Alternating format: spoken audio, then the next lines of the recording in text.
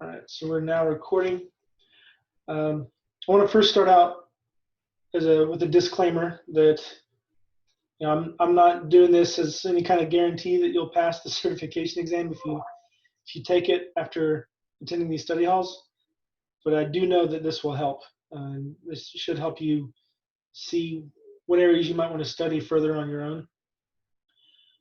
Also, this is an open forum. Like, we come in to you as someone who knows some of this stuff, who has passed the certification exam a couple times, but that doesn't mean I know everything. So if you know of a better, easier way, or want to drill in and force me to dig in on an issue and maybe learn on the fly, by all means do so. You will not embarrass me by correcting me. You'll just make it so that everyone gets the right information rather than whatever mistake I might be making. I do try to make a point that if I don't know for sure, to say so and encourage you to look it up further.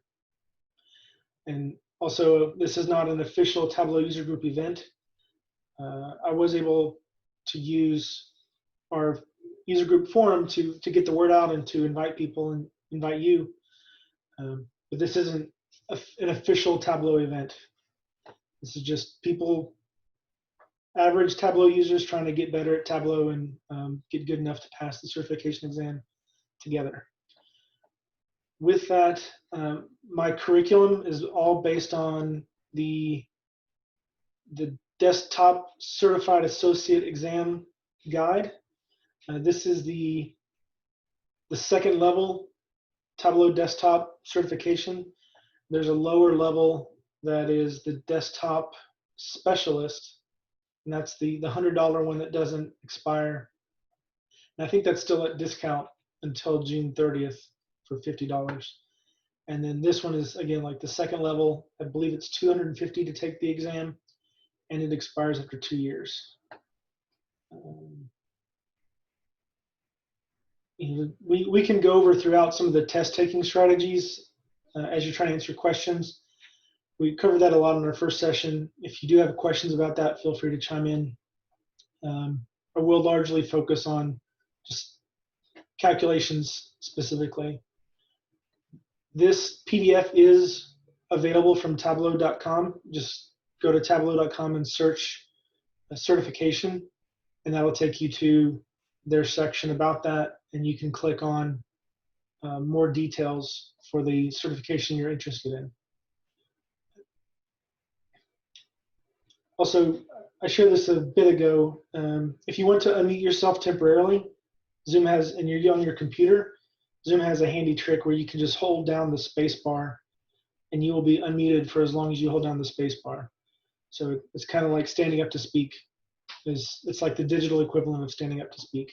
You can sit back down by releasing the space bar. I think I covered all the initial information, so if there's not any preliminary questions, I will jump into calculations.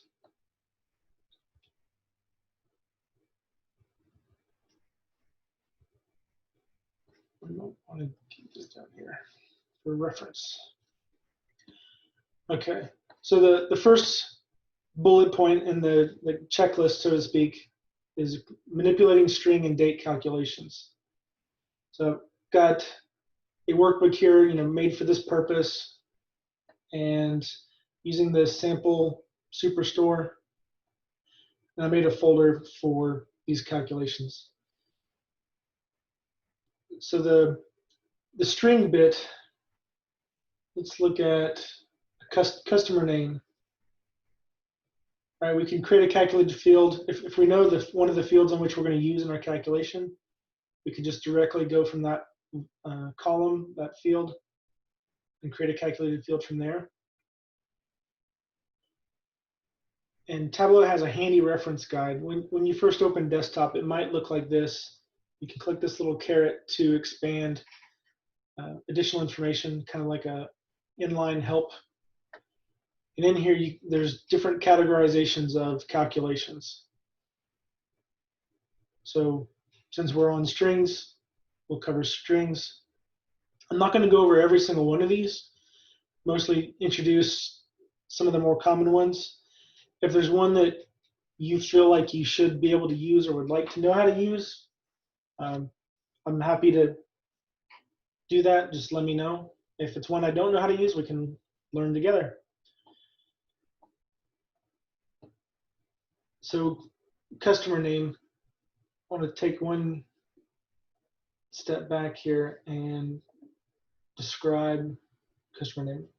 So we can see that it's first and last names, right? That's pretty self-explanatory.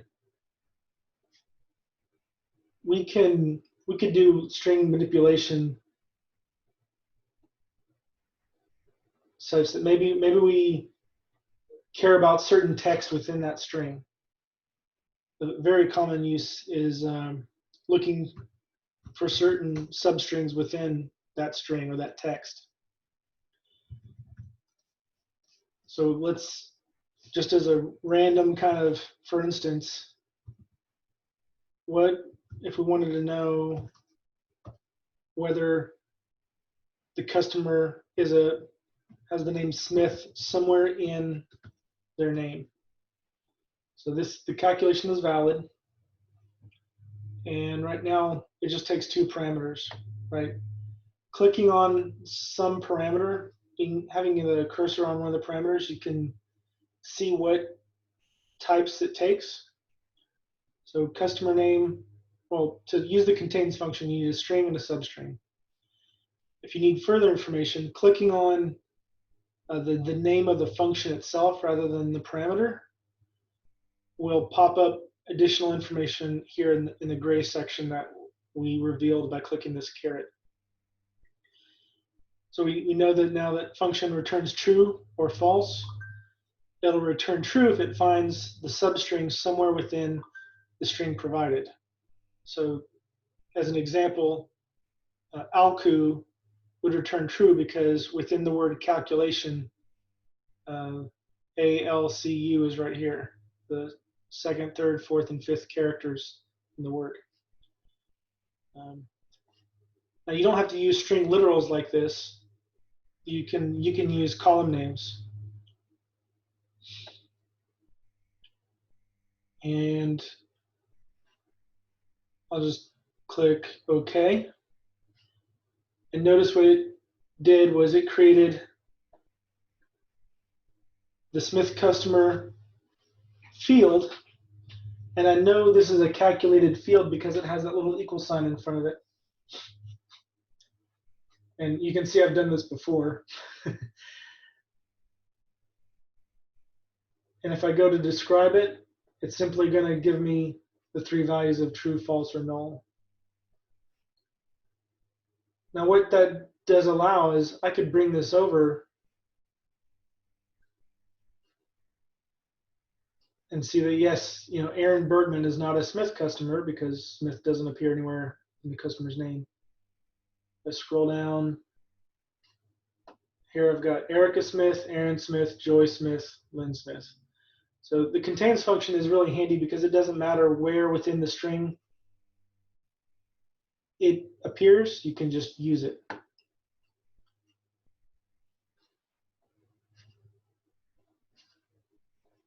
Let's see. So you don't have to make it a true or false value. You can use if-else logic, right? So maybe I just want customer type. And I can just put if contains Smith, then Smith customer, else other customer. And with an if statement like this, where you have the if, then, and else keywords, you always have to end it. It's a common mistake for people getting used to Tableau syntax. If you don't like this, there is another syntax that you can use for if statements, although it is kind of specialized, and it's similar to what you might be used to if you use Excel, if and only if.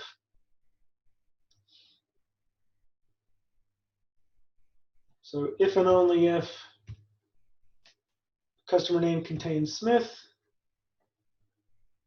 Ben Smith customer.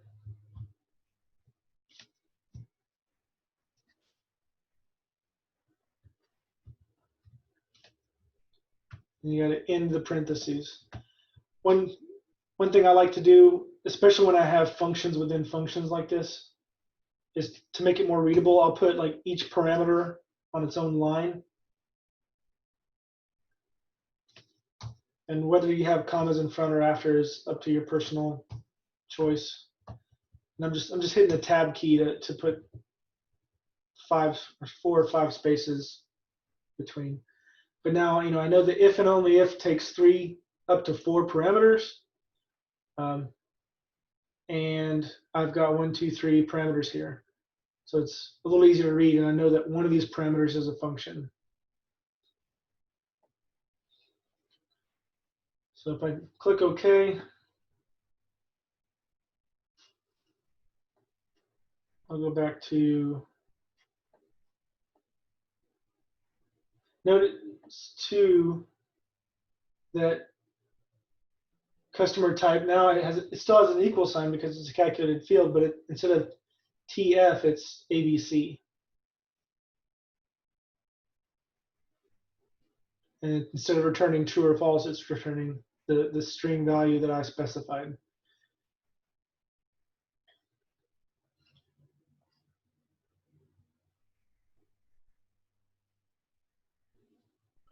Me personally, I prefer the if-else statement, partly because of my exposure to writing SQL. It's very SQL-like, but it's also easy to extend and adjust because you can create an if-else ladder.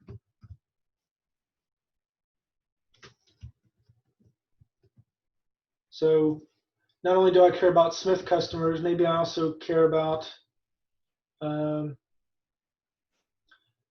customers with the name Alan, spelled this way.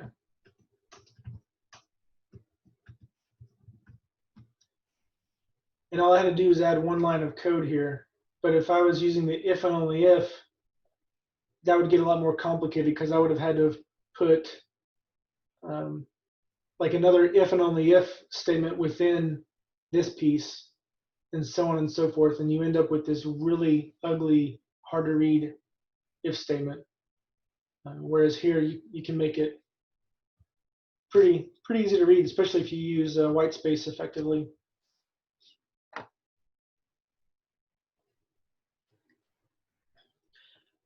You probably figured out the 2 slashes is a way to comment out code and tell Tableau to ignore this text in the calculation. You could use this to describe what your function's doing. I guess another little tidbit there is you can also make a comment on your default properties. So if ladder to determine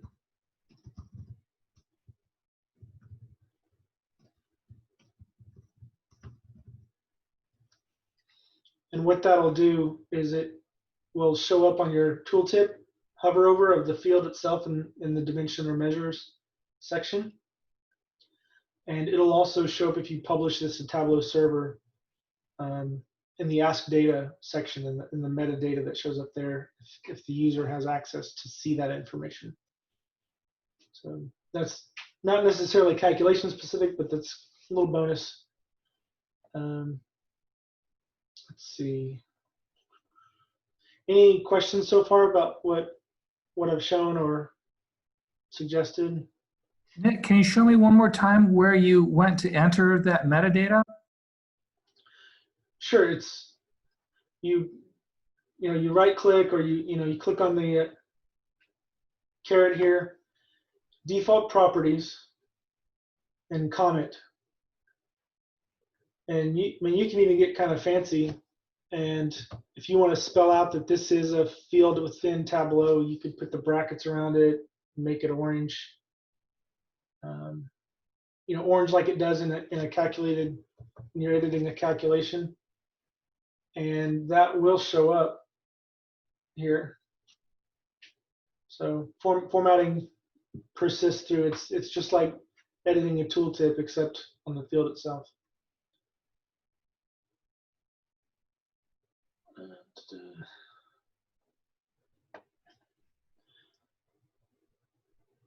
So notice, if there's also ends with, which does what you might expect, as well as starts with.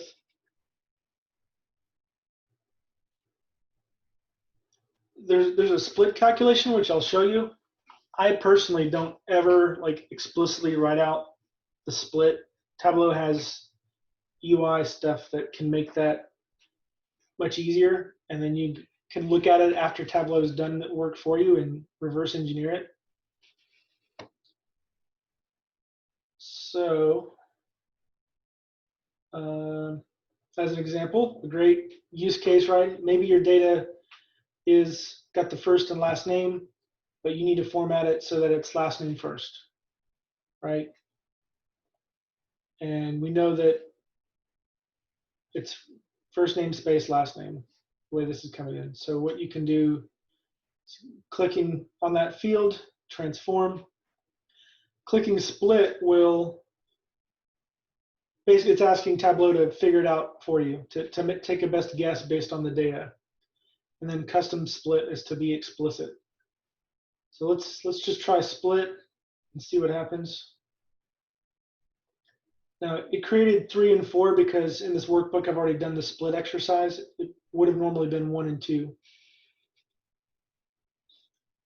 But now after Tableau has done that, notice it has that equal sign too.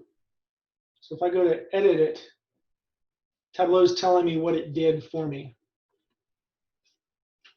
And it's running that split calculation on the customer name, delimited by space, which you can see that's the string literal of just quote, space, quote. So one length, the length of one empty string. And then token number, which I'm a little lost, honestly, about what exactly token is, how to describe it, but it's something akin to the iterations, or which space, in this case, to split into its own column. To kind of prove that theory, if you look at number 4, it splits 2. So it's kind of like saying I want to pull whatever happens first or second or third relative to the delimiter. So 1 would be before the delimiter, 2 would be the first thing after the delimiter. I don't know that in the data I have any examples of something that has multiple things to split on, to where you would end up with, split 1, 2, 3, and 4. Hey, Nick. Yes, sir. Yes, sir. Yeah, it's Jim. I finally got in. If you're an Excel user and you've used text to columns in Excel, it would be the column. That token would be the column. It would be the first column, the second column, the third column, or the fourth column. That's what the token refers to. That's a great way to describe it. Cool. Let's see. So now that we have these two here, one thing to describe, right? Let's look at the actual values. And these definitely look like last names.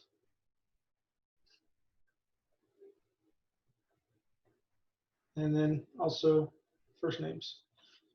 So now we can create a calculated field to concatenate these. I'll start with split 4, say customer, last name, let's do last first.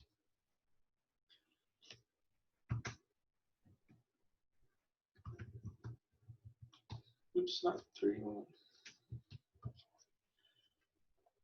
So I made this wrong on purpose. The calculation contains errors. Whenever you're making calculations, you want to try to do things incrementally and wait. Don't freak out when you see the red text. It's informative. Tableau does a great job at describing what's wrong with the calculation as you go. And here it's telling me I have a syntax error. Maybe I'm missing an operator. Okay. So what I have here is a string. And notice the red squiggly is on the comma. So something's wrong with the comma. If I take that away, I still have errors. What's missing is what should Tableau do with these two things? And I want to concatenate them. I don't think Tableau doesn't have a concatenate function as far as I'm aware. But this is a great way to do that. So if I have something that seems to work, the calculation's valid, I'm gonna click OK and drag it over and see what happens. Okay, that's not what I expected. Simple enough. I still need to add that comma, right?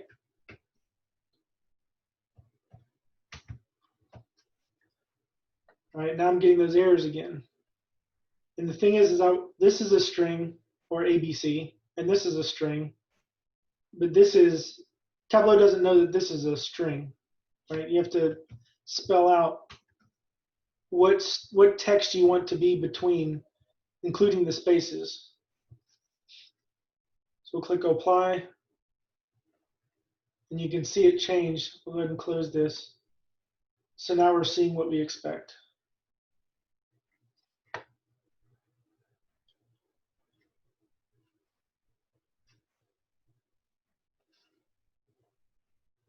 Any questions so far? Hey, Nick, on the original data, it was first name space last name, but if your data might have had middle name, like first space middle space last, look at the first space, take middle and last, and put that in as last name. Is that right? Yeah, that gets a bit more complicated. That's probably why that situation doesn't exist in the sample superstore. But reality is never as simple as the sample, right? I think in that case, you would end up with split like 1, 2, 3, and then you'd have to do some additional logic to first pull from split 3, and then if it's blank, then pull from split 2. So you're saying, because split 3, if it's populated, that's because someone had a middle name and then a last name. If split 3 is blank, that means that customer didn't have a middle name, and so their last name ended up in split 2. Yeah, that makes sense. That makes sense. And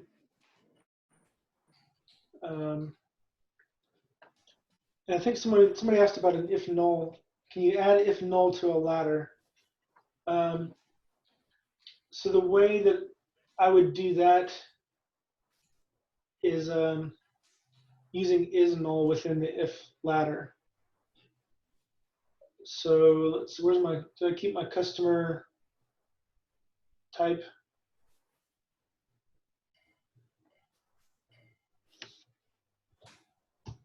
So else if,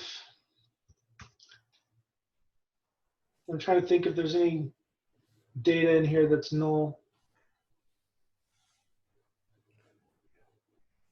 Let's see. I guess I could, let me just look.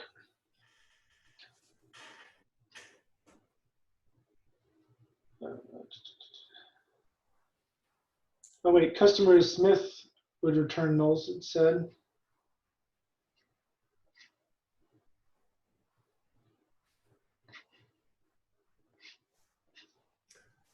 Nick, while you're looking, the easier way to do that is if you use a custom split the value twice and take the first of the split in one and the last of the split in the other, and then you can concatenate those together. And if there's a middle name, you're going to drop it out. Gotcha. So here, let me do that. demonstrate. Go down to I knew what you were transform. talking about, but it was a struggle for me to visualize it, so I'm sure people who. So transform, Custom split. and then space. And You can choose first or last, right? So we would choose yes, first one column. And what I'm and doing, that's it'll work for this situation because it's simple, but it also worked for, situations where it's middle or even multiple middle names, right, Jim? right. Multiple middle names, or if you start playing with addresses and Right. and there's a lot of junk in there that you don't want. You can get the first or you can get the last. Right. So here I'm hitting space just to make that clear. Clicking OK. And it made split 5. And I'll rename this to, customer first name. And I'll just put like a little X here to mark it because I already have that from a previous example. And then I would go here to customer name again and do custom split again. However, and with space, but now I would choose last, right? And Jim, would that be last first column? Last one column. Last one column, right? So this is the equivalent of basically for each customer name. And like Jim had that example of the explanation that it's kind of like converting was it fields to columns? Text to columns, right? In Excel. Yeah, in Excel, it would be taking whatever the last value is or the last column of each row as the result. So clicking OK. This is the equivalent of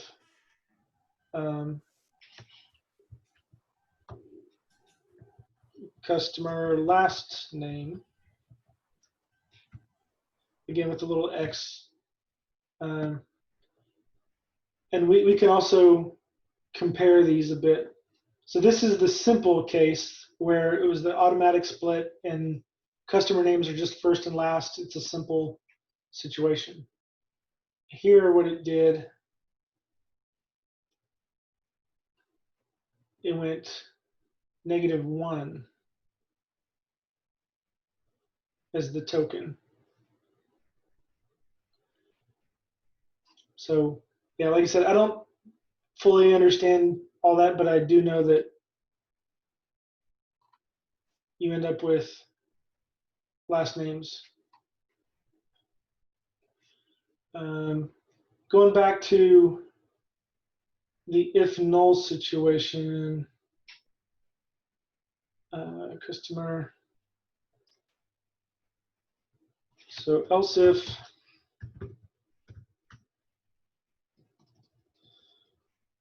tab is null, and this would be what was customer is Smith.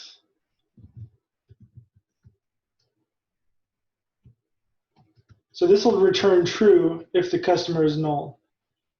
The difference here, I'll just search null. So that see there's 2 null functions. If null, which is what the question was about, is like how to add if null to the ladder.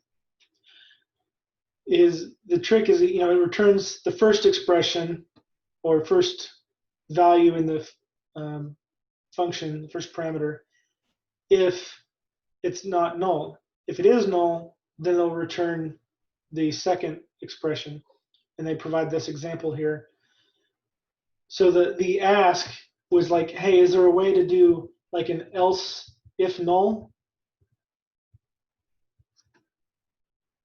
And let's say if the customer is Smith is null, then we'll say we would return true because this thing returns true or false. Not a great example. I wish I knew what was null in this data set, but it's not a statement in Tableau, right? Like you can't do this. So to fit the need, you could do this, which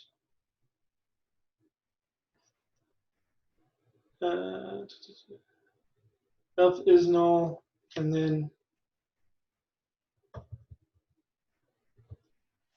equals true, then this would be Smith customer as well, I guess. We're basically saying,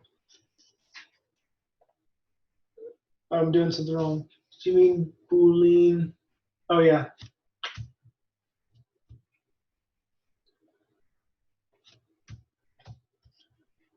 So we're telling it that even if it didn't return this,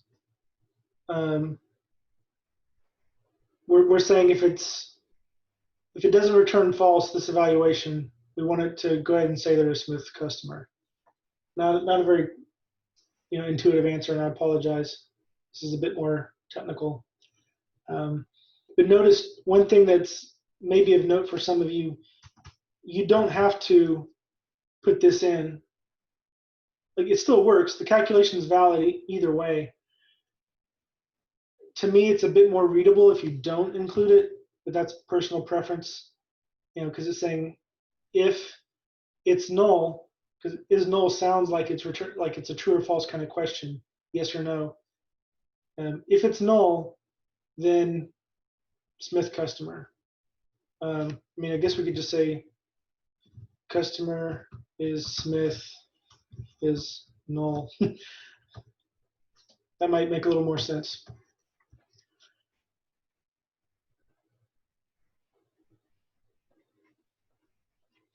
So hopefully that answered your, let's see. I'm getting a follow-up to the if null question. It was sent privately, so I'm just reading it.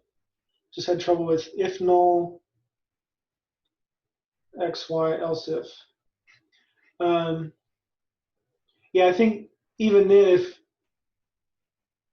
if you wanted to evaluate this first,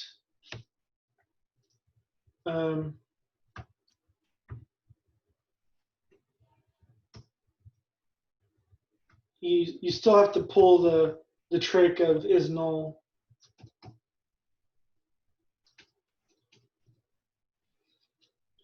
So, you can't use the literal, like the straight up if null statement in conjunction with your if else stuff.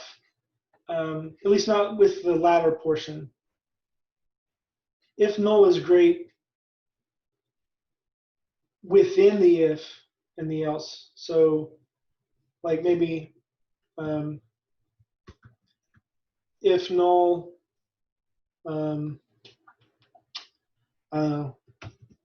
profit, right? Like if for some reason profit is null, then we can say null profit customer.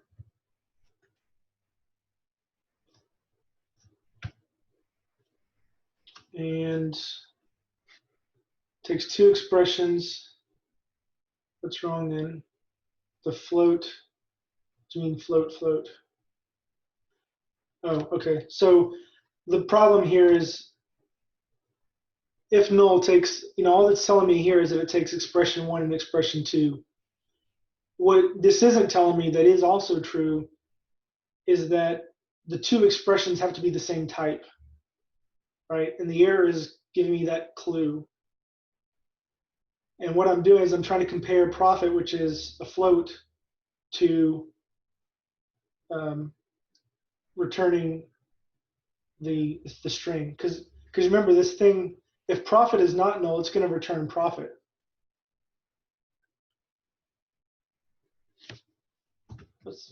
What I really want is I want to convert profit to a string. So what will happen is, after all these other things apply, if they all return false, this else will be saying, the customer type will just be the profit converted into a string. And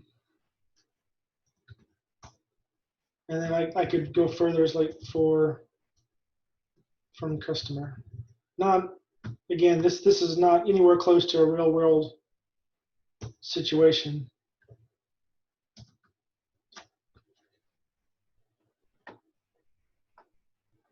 And hopefully you kind of get how extensible this is and how you can use is null and if null in conjunction with the if else ladder.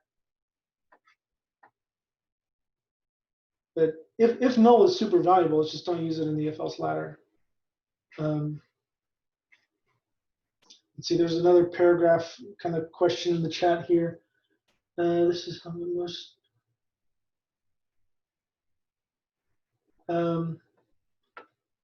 So the question was, do most businesses use kind of the same calculations over and over for different clients? Will everything I do be different and hard to figure out formula? And I'd say if you're working with different clients and things, all data is dirty. Just some are more dirty than others. And you may think about using like Tableau Prep for some of these things if you have that at your disposal. If not, then maybe getting basically somewhere up the chain, somewhere up in the process, getting the data cleansed and cleaned up and clarified, normalized, and so forth. Nick? Yes. This is Ida. I was the one asking that because I'm just finishing a degree, and because of the virus, don't get a internship. And so I'm trying to figure out, when I go out in the real world and apply, and I haven't really done anything but the class, and these formulas are still hard to figure out, and I don't want to look stupid. So that's kind of where that question was coming from. Can I get into a position where you just kind of do the same thing over and over and over remotely for somebody, or it's all different is what you're saying? Yeah, I think it's all different. That you will come across patterns, right? Like, and it may be time to. I mean, we're already like 40 minutes into string calculations. I think we should press to express some other things that will be quite common. Like another one that's very common, and I'll just search for hours to ship. Yeah, here we go, or days to ship. So like date diff is a super common calculation, and there's basically two ways to do it. There's this way, where you take two dates and you want to know how much time has passed between them. So this is process improvement, like a lot of operational questions, productivity calculations. They're all basically this, right? Is how long did it take to go from this point to this point? And that could be the start time and end time of an employee doing something. It could be the start and end time of a process that a server is doing, in anything. And in this case, it's how long does it take us from order date to ship date. So this would be like a performance metric for shipping, right? Is like performance of customer satisfaction, how quick to ship. So this is one way where you're specifying to Tableau the interval, or as it puts date part, that you want things to be displayed.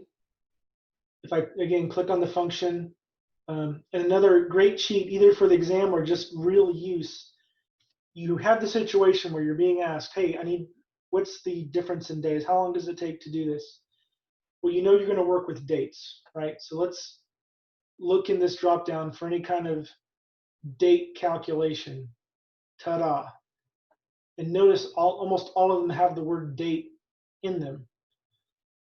And it really is going to be, as you learn, as you have your problem, sifting through each of these at first, asking like, is this going to help me get to where I need to go? Is this going to help me answer the question or solve the problem?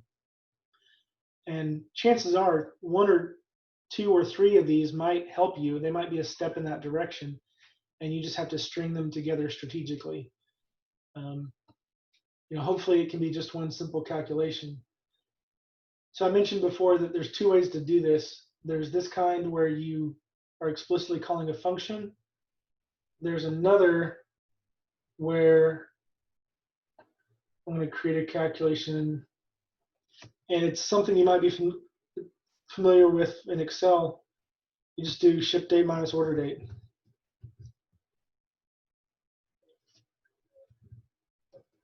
Now, the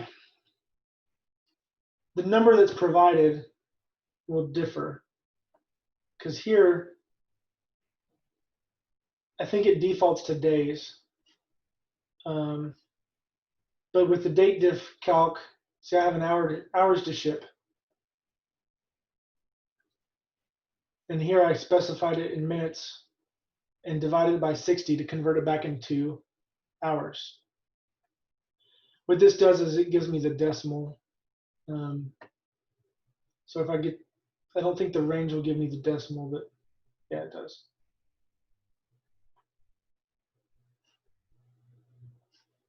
The other time that this version of the calculation is super helpful is with Gantt charts. I've found that if you're going to try to draw a Gantt of, like a process, kind of like a project management board, you will never get them to line up right using date diffs. It's the secret sauce is to use the calculation this way. The other date calc I definitely want to make sure you're familiar with is what I call the first of, and it's technically called the date trunk. So what this returns is the first day of the month for the ship date. Because what I'm doing is I'm telling Tableau to take the date and truncate it, lose information up to the month. So like the example that they provide here is if you were to provide quarter on a hard-coded date of August 15th of 2004, you would get the first day of the quarter for that year, July 1st of 2004. Does that make sense? And this works not just with dates, but you can go to the grain of the hour and return the first hour of the day. So like put another way, if you were to do the first day of the month, and you know what, let me just show you. I'll clear this. Order dates. I'm right-clicking and dragging.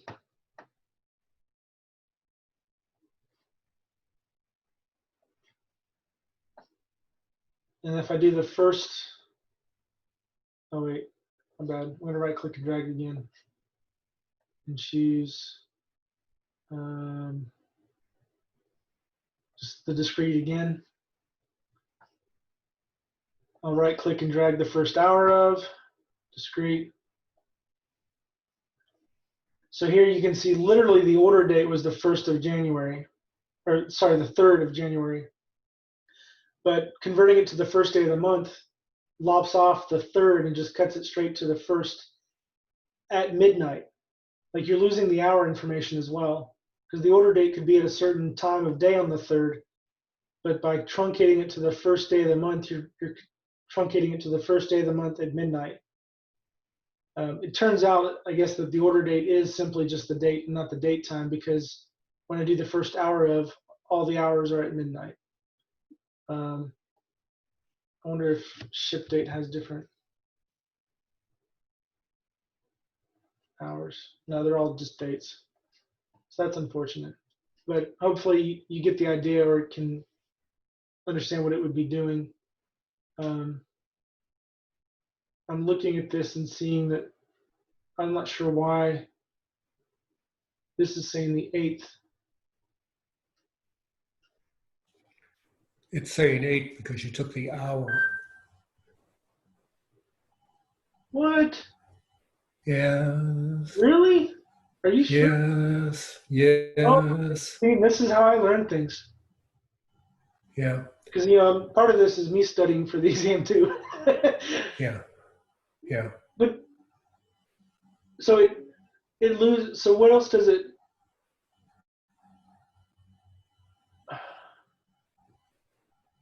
But then why doesn't it put all of these? Like if it's just looking at the 12 midnight, why doesn't it take all of these and lump them into the same order date? Or why is it given? Like why does this get the 7th and this get the 8th and this get the 10th? Like that's okay. So maybe avoid first hour of, Yeah. or play with it until you understand it. I'm gonna have to do that offline.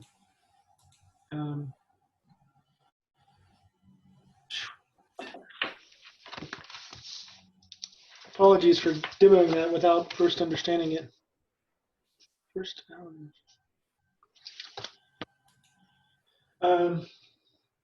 Let's see. Need to kind of speed through the rest of this. So the next item in the bullet point is quick table calculations.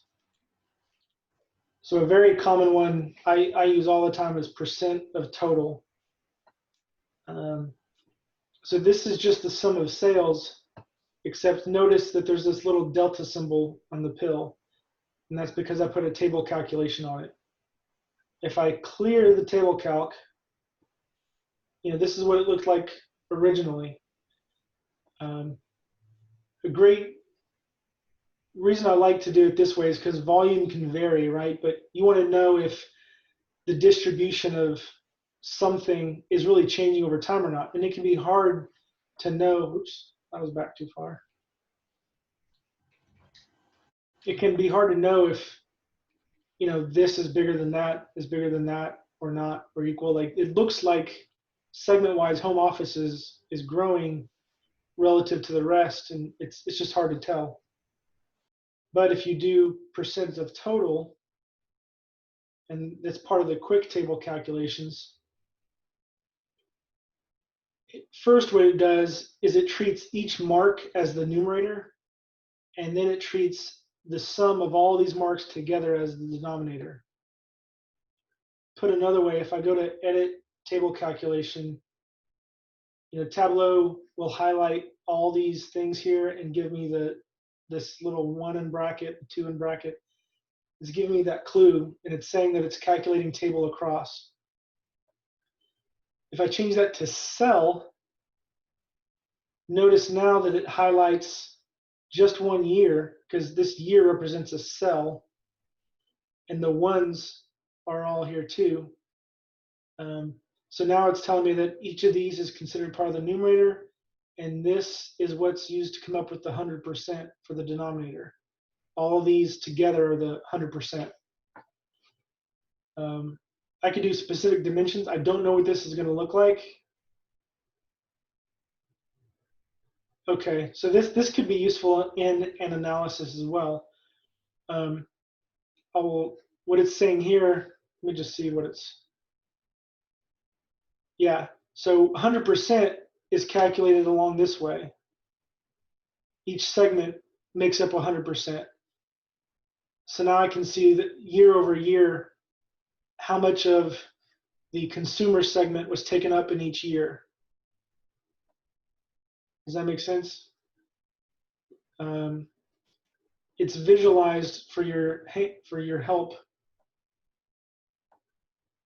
by this. You know, it's saying that each of these is a numerator, and it's highlighting all the purple to represent that that's part of the 100%. And this is all called this calculation assistance. I can uncheck that, and now it's like, you know, lost on me.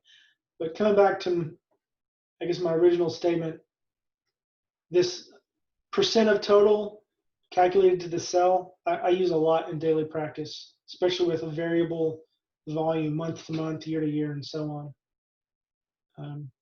It makes a clear picture of what the percentage is changing over time. Another relatively common table calc would be cumulative putting an accumulation on a measure. And so before, right now what February is, because the table calc is engaged, February is actually the sum of sales for January and February combined. And March is the sum of sales for January, February, and March combined, and so on and so forth. So the number is always going to go up and to the right unless you have like a major dip in this case, sales. If I clear the table calculation, you can see that, it's still kind of an upward trend, but you can see the dips in the curves. The common reason to do cumulative sales is if you have a cumulative plan. Like if you had plan numbers for January, let's just say the plan was 100,000, you would be under plan, right? But then you could accumulate the plan too. In February is 100,000, you're further below plan. So you'd have two kind of cumulative lines, and you could see if we're catching up or not to the cumulative plan. Or if you don't have a plan, you could accumulate on the same period last year. So comparing January versus last year in January, February versus last year in February. See if we're getting further or closer or better than the same period last year. And the way to do that is it's also a quick table calculation. That's the first one, running total. I would recommend that you play with some of these other ones like moving average and difference. Year-over-year growth can be helpful as well. It doesn't always work in a day-to-day case, but it may be a question on the exam. But just clicking running total puts you in that scenario. And you could then edit it further. You could do a running average. So that's, this is the average of January. This is the average of January and February combined, and so on and so forth. This is also how you create a Pareto chart. If you go back to some, Tableau has add a secondary calculation that you can do on certain table calcs. And it's here that you can do a percent difference and percent of total and other things. You can have a lot of fun with table calcs.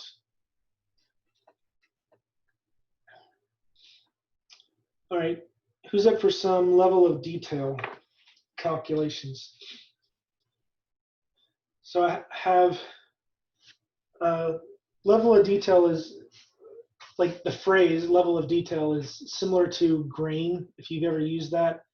And generally grain it's what you're showing in the data. So if I go, or what you're slicing by in the data, and if you're talking about the data itself, then the lowest grain would be what each row represents in your data. Looking for something I can. So like right here, this was from a previous thing in it. But you can see like it's grouping by customer first name and then the customer's last name. I'll throw in sales just so there's a number. The grain here would be the customer's full name, because that's the lowest level of detail that you have. So in Tableau, you define the grain in the viz every time you put pills on the shelf. And right now, the grain of sales is, again, the customer. If I go over here and add segment, then the grain is I'll put the segment on, well, it doesn't matter. The grain is now the combination of customer and segment. And where's an example of, okay, that doesn't, there's somebody who's ordered for more than one segment.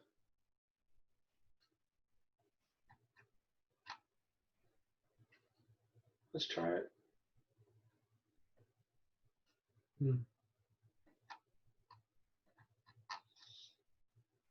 That's annoying. I don't know.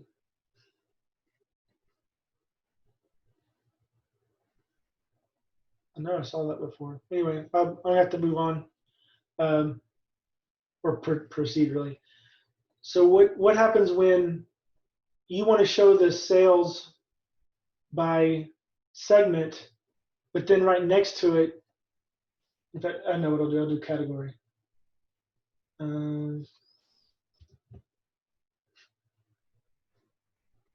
So I want to look at,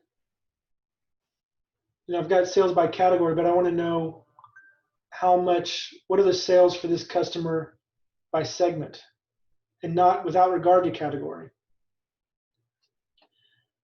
Whenever you want to show or do a measure, do a calculation, do aggregation at a grain outside of the grain of your viz, that's when you need to use level of detail.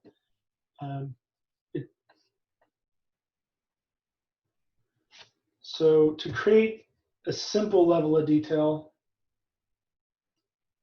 or a straightforward one, it's to make a fixed calculation, and this would be sales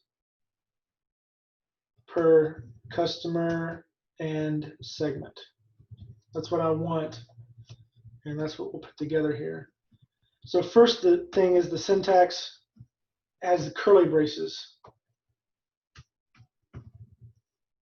I got way too many customer names now. And what I want to tell Tableau to do is, for fixed is kind of like saying for each, or your level of detail that you want is for each customer and segment, I want to sum sales.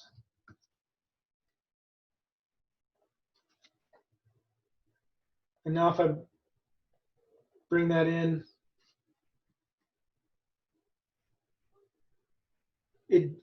notice it duplicates.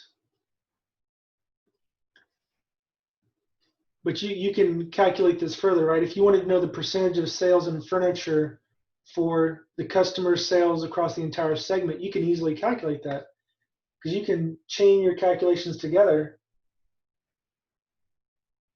And I could create a calculated field of, what would this be, sales or category sales to customer segment sales. So that would be what, the sum of sales divided by, notice I'm getting this error, cannot mix aggregate and non-aggregate calculations. Now that can be confusing, because in my fixed calculation, I said sum of sales. This is an aggregation, but it's doing that aggregation and then putting it for each customer and segment. And it's just taking that number and placing it there. So it does some aggregation, but then it's not. You have to then further aggregate.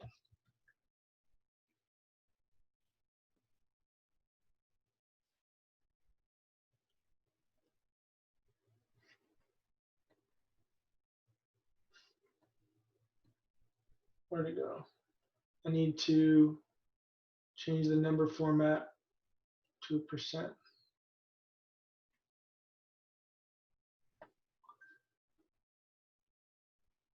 And maybe I want average instead. Oops.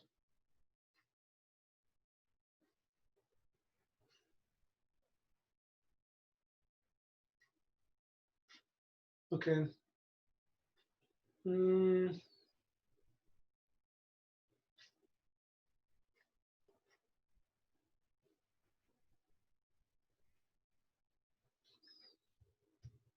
I don't know that. Nick, it's just a format that's screwed up. Oh yeah, okay. Yeah. Thanks, Jim. It's my spotter. Okay. Right.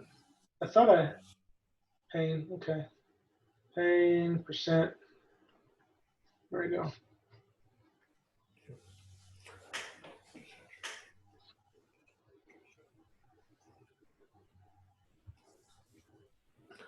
So let me make one other comment here. when I present LODs, I make a big point on this point that you just made, Nick, about this not being an aggregate. And the fact that it's not an aggregate means it can be used in an LOD can be used in any other calculation. And that's a real advantage to you.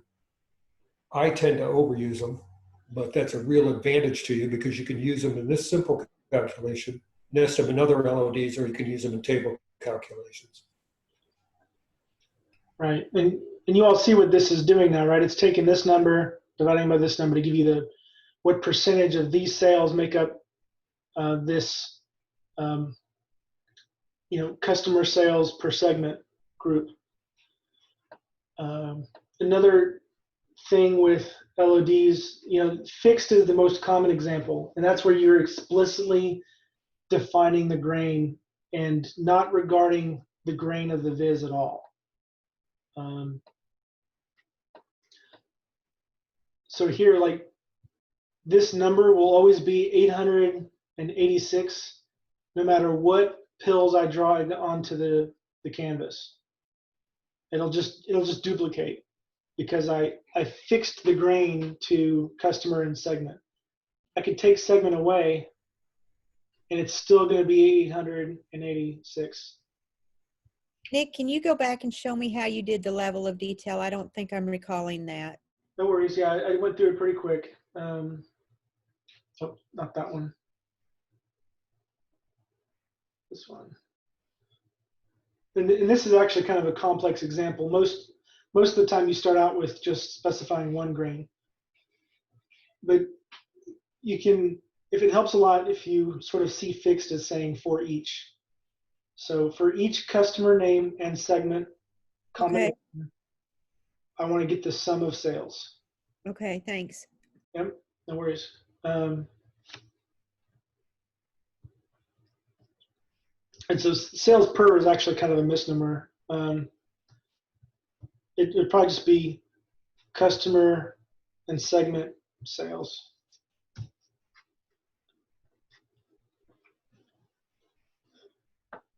So one thing,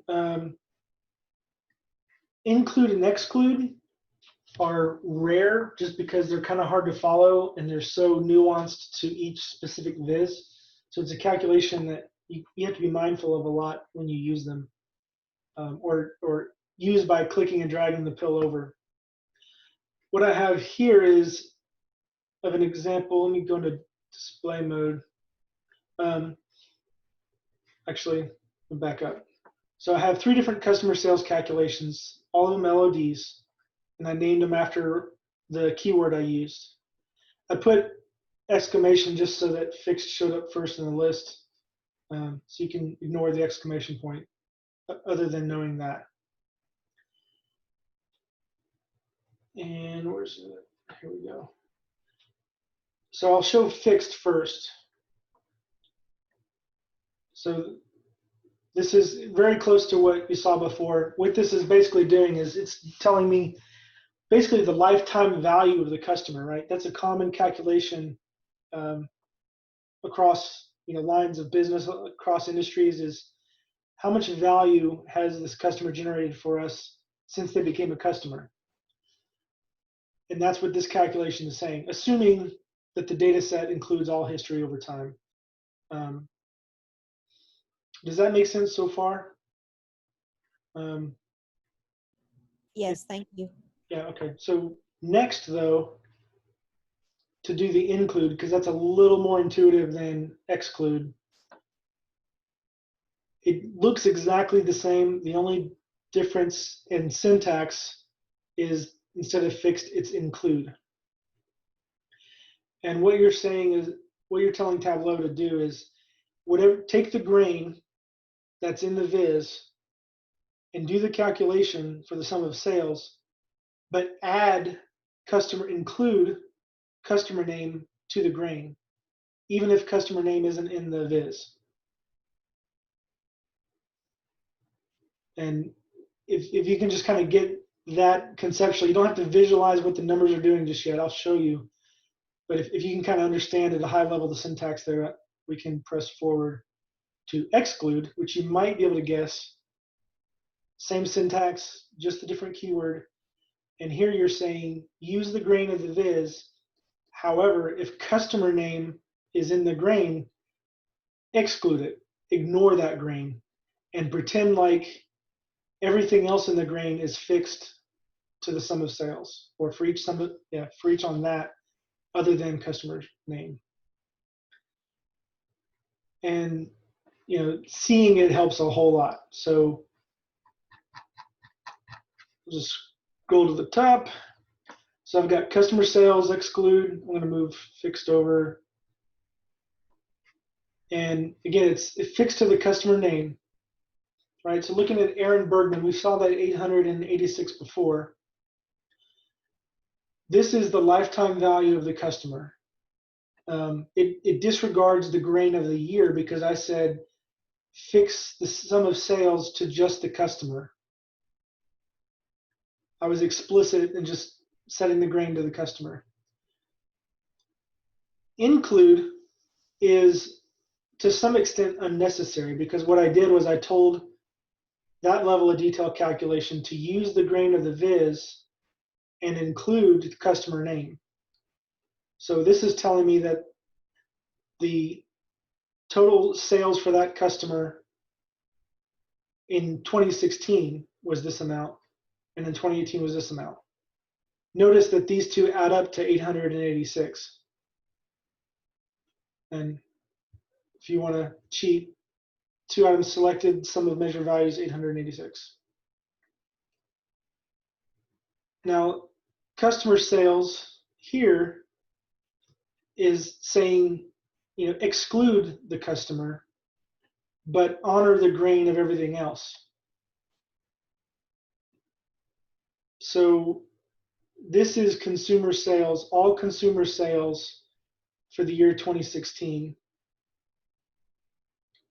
And this is how you might do a calculation saying, what percentage of Aaron Bergman's lifetime, or no, I guess it'd make more sense to do it by year, right? His consumer sales for 2016 takes up the total consumer sales for 2016.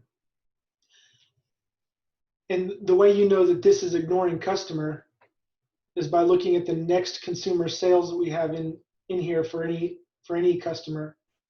Adam Schillingsberg. See, 2016, 263,436. Adam, 2016, 263,436. Does that make sense of like what technically each of these things are doing? I'm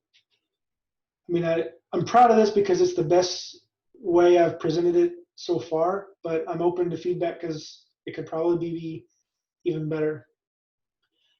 And that is kind of goes into a best practice when working with LODs, and you think you have that use case. Start with the table layout first and see if it does what you are trying to get it to do, and compare the different grains and things. That's probably just the best advice I've heard about LODs is to look it out so you can compare things side by side and across to make sure it's behaving the way you were trying to get it to do. The other thing, and I mention this in every session, at least I try to, I'll bring this back up. If there's some point in the study guide that you just don't get, like explain the different types of level of detail calculations, go to Google and put it in quotes, because people have written blog articles about just that. And this is one that always pops up as the first result when I demonstrate this. I have it right here. And it's got each bullet point and at least one URL, often to Tableau.com, the online help, or other blog articles, talking about that very thing. So if you feel like that's a weakness for you, this is a great resource. If you want, I'll go ahead and put this in the chat, this particular blog article. Oh, nope, sorry, that was privately. There we go. So yeah, if there's something you just don't understand or you feel like you're weak in, by all means, and really honestly, you might even do it a couple of times for things you feel like you're strong in. Sometimes you don't know what you don't know. Let's see, using ad hoc calculations, I think we can breeze through that pretty quick.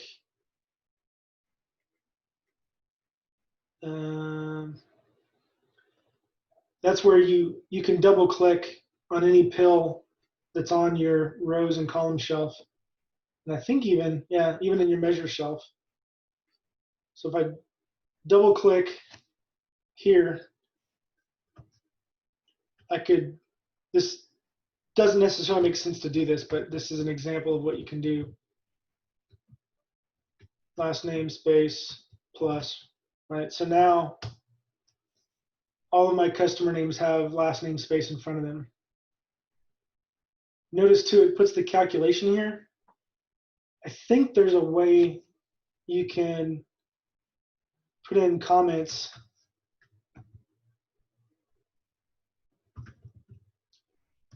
And I think it's Shift Enter to do a line break within. And now I'll hit Enter to save. Yeah. So now it's kind of like you just defined a calculation in line. It's an ad hoc calculation. I actually don't suggest that you do this just like this. If you're going to name it and do the ad hoc calculation, it's better to make that transparent to yourself when you look at this again months down the road, or whenever you hire an assistant who helps you with stuff, or you got a junior recruit who needs to make the next iteration on it. It's much better to just drag your ad hoc calculation over to save it. And see, now it's a calculated field. Oops, I double clicked. If I go to edit it,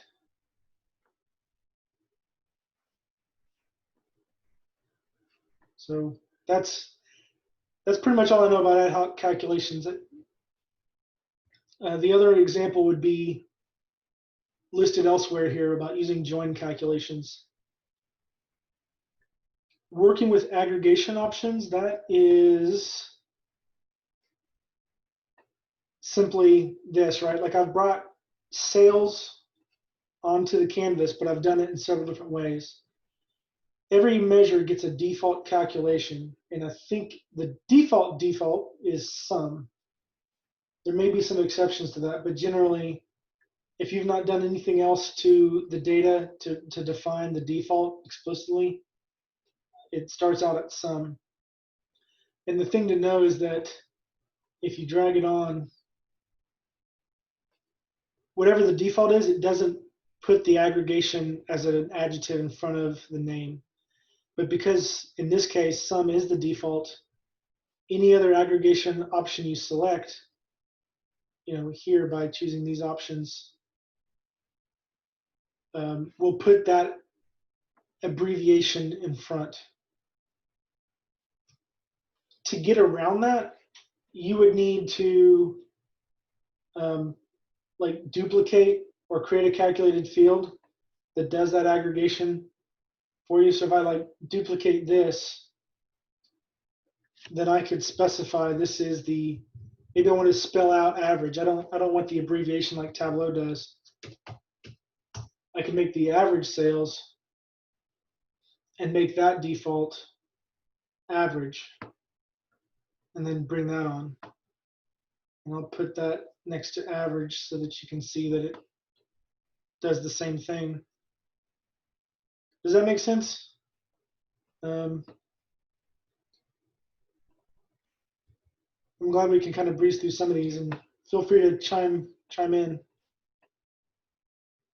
Build logic statements. I did a bit of that with the if-else. Actually, I did a lot of that with the if-else. I think the other kind of logic statement that you might use would be the case statement. although it's kind of like a nerfed if-else ladder, in my opinion, because it's not a searched case. If you know what that is, that's a kind of a SQL nomenclature. But I want to, like, segment, right? Segment has a few options that we could probably work with: consumer, corporate, and home office. Create calculated field, segment, right? Maybe you want to abbreviate segment. Case segment. When home office, then office. When I've already forgotten the other ones. Can I describe from here? I think I can. Sweet. Corporate and consumer.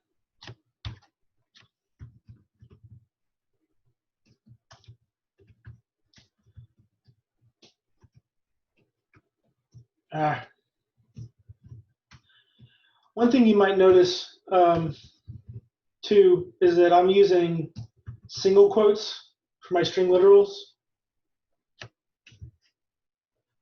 and a lot of times Tableau in their examples will use double quotes. You can use either or, so long as you're consistent. So this won't work. Tableau doesn't know what the darn is going on. But oops. You can be somewhat inconsistent, although obviously that's not recommended. Me personally, I like the single quotes because it's one less keystroke. You know, if you want to do double quotes, you have to hold down Shift. To do single quotes, you don't have to hold down Shift. So I've formed the habit of using single quotes. So now segment versus segment. Corp. And you are limited, right? Like you can't do anything but this. Like if you wanted to do if or else's here, like if maybe you only cared about case, but you might be used to this syntax in SQL: case when segment equals home office, then office, else. Well, what I'll do is this, comment this part out. See, this is not valid.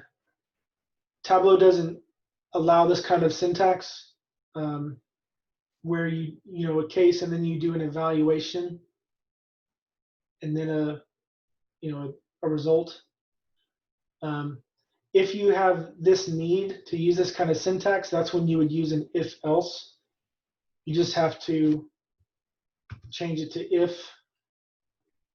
So you take out the case when and just change it to if. And then you take all the other whens and change them to else if. And I did something wrong. Oh, because this, you have to evaluate at each point then.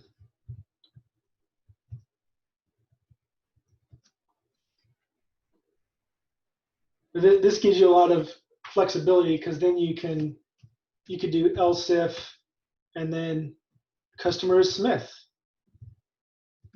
right? Like then and you can mix and match different kinds of fields, but when you use the case statement, you're stuck with just one field that you're comparing. I hope that makes sense and hope that helps. But this is kind of another logic sort of calc. There's also this here, logical, so you can see all that is available. Not is a good thing to cover real quick.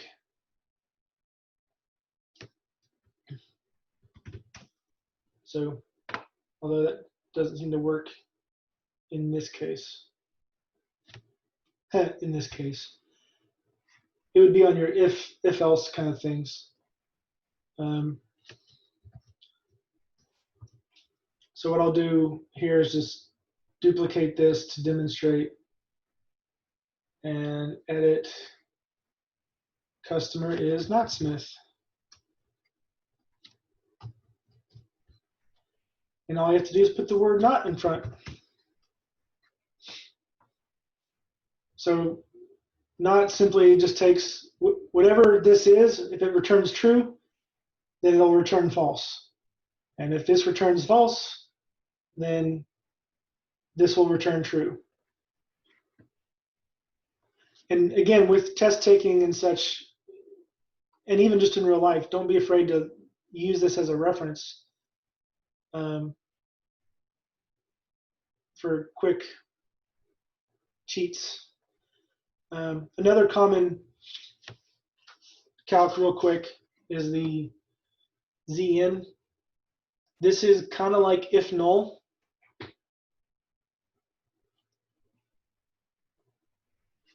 It's just, it's this statement exactly, like this exact example, shortened a bit. So ZN, just imagine that saying 0 if null. And here it's just saying profit, but if profit is null, then return 0. And there's definitely use cases for that where you want to take a measure and take nulls and convert them to zeros. You can evaluate text things for dates. This will return true if Tableau can evaluate it as a date. So be sure to go through here. Type conversion, I think, is on the bulleted list. The one I use most often is string. And you can make labels out of any measure by just taking the measure and converting it to a string. So maybe you have something that's in seconds and you want to actually spell out that this is X number of seconds. You could create a calculation that takes that, what is it, time to ship, convert it to a string, and just add in days. Obviously, not obviously, but adding the space there so that it returns what you want.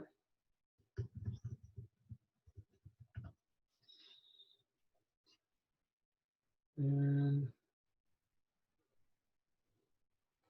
time to ship label. Notice that because it's a string, it shows up in dimensions. And you can see that the example.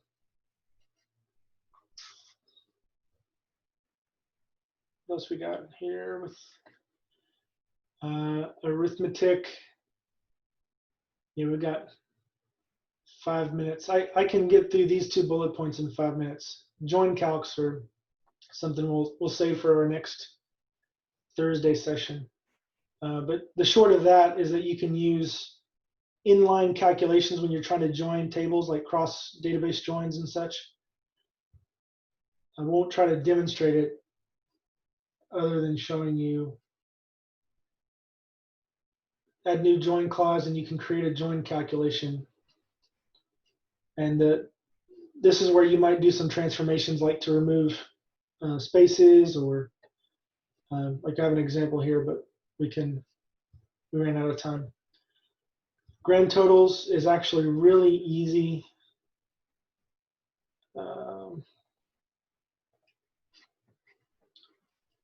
The quickest way is to go over to analytics.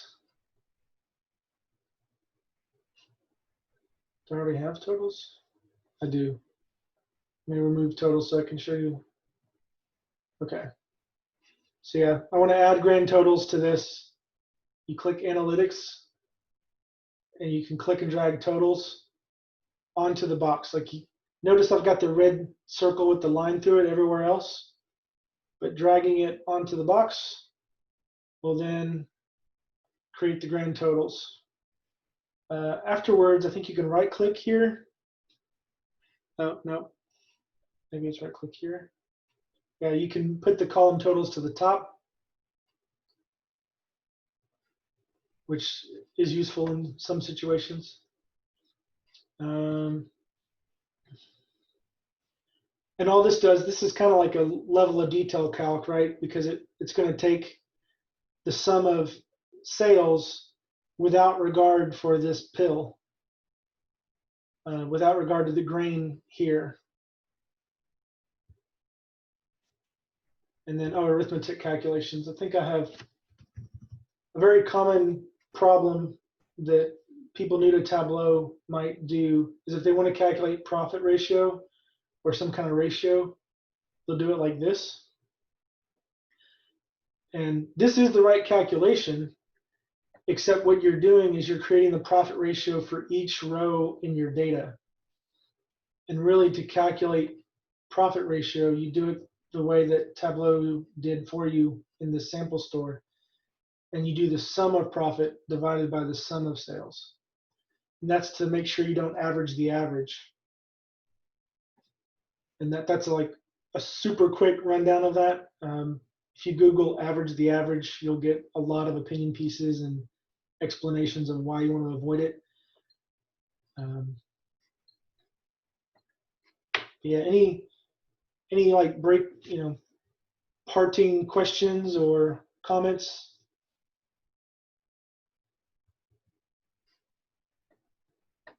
Again, I would just say use that resource of looking for things specific to the exam guide, and also take advantage of the inline help that is offered either in search or this topical index.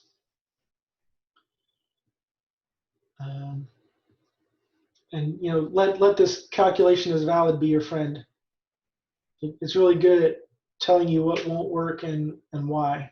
And if it isn't clear to you, if you go to Google and search for that, there'll be plenty of people who have shared their experience with those problems and what they did to fix them. Tableau forums. And another thing to remind you of, when you're taking the exam, you're on a virtual machine that has Tableau Desktop installed and a Chrome browser. So you can access online help for more nuanced questions or things that you missed. But as always, you want to study beforehand and limit the number of times you have to go looking for answers. You want them to be in your head when you go to take the exam. Sorry for cutting up right on time and spending so much time on string and date calcs, but hopefully that laid foundation to make the rest of this stuff easy to absorb. Feel free to reach out to me. I guess chat me if you need my contact information, and hope to see you for the next one. What is the next thing? The maps.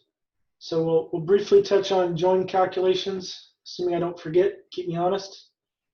And then we'll get into mapping. And yeah, that's almost done. There's just mapping and dashboards after today. Thanks, everyone. Thank you, Nick. Welcome. Thank you very much. Welcome. Yeah, so I'll keep this open a little bit longer to respond to any chats, any parting chats. Yeah, I'll probably end this in say 5 minutes for everyone. If I enjoyed it. Thank you. yeah, thank you. Hope it helped. Nice job, Nick. Thank you, Jim.